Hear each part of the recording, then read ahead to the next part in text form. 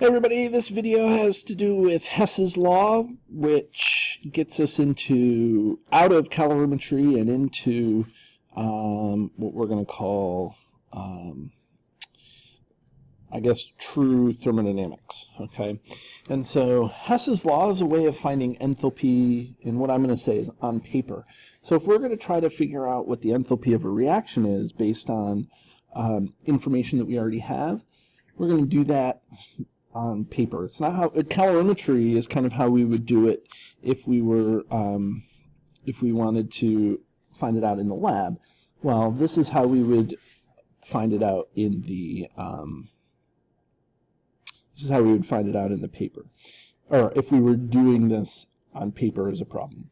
So what we have to know is that reactions can be added or combined in order for us to come up with a new reaction. And that's true for not only the reaction but also the enthalpy. Okay, when you take a reaction and combine it, that will also combine the enthalpy.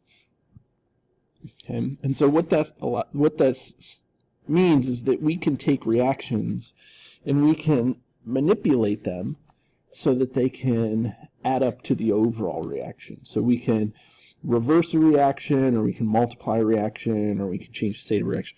Like, we can do all sorts of things to the reaction so that whatever reactions we have, we can manipulate them so that they will eventually add up to an overall reaction. And I know that this probably doesn't make a lot of sense right now, but it will when we do our sample problem. Okay, so here's what we need to remember. If we multiply a reaction by some value like 2 or 3, then the enthalpy of that reaction is multiplied by 2 or 3, or 1/2, or whatever we'll multiply the reaction by. Okay? If the reaction is flipped, meaning the reactants become the products and the products become the reactants, then that means that the sign of the enthalpy has changed. It goes from positive to negative, or negative to positive. Now, this last one is important to realize because states matter when we're dealing with enthalpy. So if we change states, let's say we go from liquid water to ice to solid water, what's the enthalpy? Well, we have to look up a whole new enthalpy. Those two enthalpies are not related, so we would have to look up a new enthalpy, and that's kind of important here. Okay, so let's see what we got going on here. Okay, so here's our example problem. Okay, so what I have is several reactions. Now, I get that there's a lot of information here. You may want to not write down all this information and just kind of watch this right now. But here's what we're going to do. Okay, here are the component. Whoop, all right. Let's go back. Okay. If I can go back here, yeah, previous. Okay, so let's take this and let's go from here. So these component reactions here to this overall reaction down here. Okay, now I know that overall reaction is hard to see because of my bar that's on there, but we can make do. Okay, so the idea here is that we want these guys should add up to give us this reaction here. Let me see if I can get rid of that. Okay, and then I can. Okay, let's see. Boring. Okay, probably not. I'm just giving you time to write it down. Okay.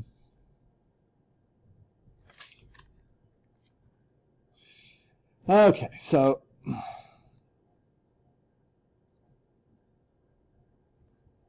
let's not worry about being able to see that. Let's just go after this. Okay, so here's the idea, is that all of these reactants, all of these reactions can add up to give us this. Okay, so how are we going to do that? Well, what I suggest you do, this is kind of problem solving strategy, is we focus on one thing that is in the reaction and where it is in the reactions that lead up to that.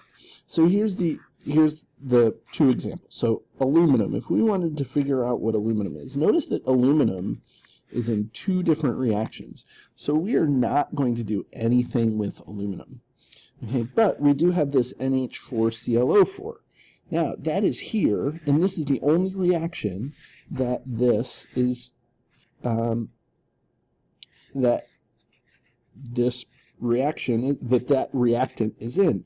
Now, how do we get this guy to look like this? Well, what we have to do is we have to take this whole reaction and switch it. We have to take this and make it a reactant, and so by making this a reactant, that makes this stuff a product. So we're going to switch it. So I'm going to write down here flip, and if we flip the reaction, that makes that sign a positive. But notice what else we have to worry about is that there's a coefficient of 3, and we need a coefficient of 3 here. So that means we need to multiply the reaction by 3. So that's times 3. So we're going to take this, and we're going to flip it, and then we're going to multiply by 3. And then when we do that, that answer is, so for that reaction, it's 885 kilojoules. Okay. So now what about Al2O3? Here's the arrow. So this is a product here in this reaction. It's a product here in this reaction. There's 1 and 1. So this just this just stays the same. Okay. Now AlCl3 here and here. Again, it's a product. This is a product. So this is just going to stay the same. Okay. And now NO. This is a product here. It's a product here. It's on the right side. But there's a coefficient here of 3. Okay, so that means that we need to multiply this guy by 3. Okay, now let's see. So when we do that, this gets to be let's see, 270 kilojoules. 3 times 90 is 270. And now let's see. Now here H2O. This is a product. This is a product. And so with that, let's see, if that's a product, that's a product. Okay, so we don't have to flip it, but notice there's a 6 here. And so we need a 6 here, so we need to multiply this by 6. And so let me pull up my handy dandy little calculator here. Okay, so I'm gonna see what I can do. Okay, so what is negative 242 times 6? When we do that, we get negative 1452. So what I have done is I have manipulated each of these individual reactions to give the overall reaction.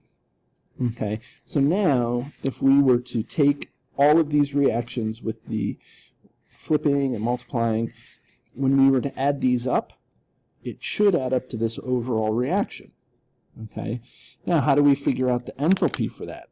Okay, so the enthalpy for that is, let's see, so all we have to do is add up all the enthalpies. So it's negative 1452 plus 270 plus negative 704 plus negative 1674 plus 885. And so we do that, and we get negative 2675. So the delta H there for this reaction is equal to negative 2675. Okay, and so this example is kind of throwing you off into the deep end.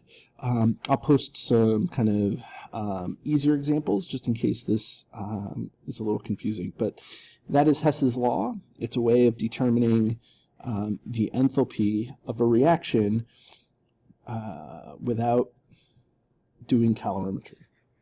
Okay.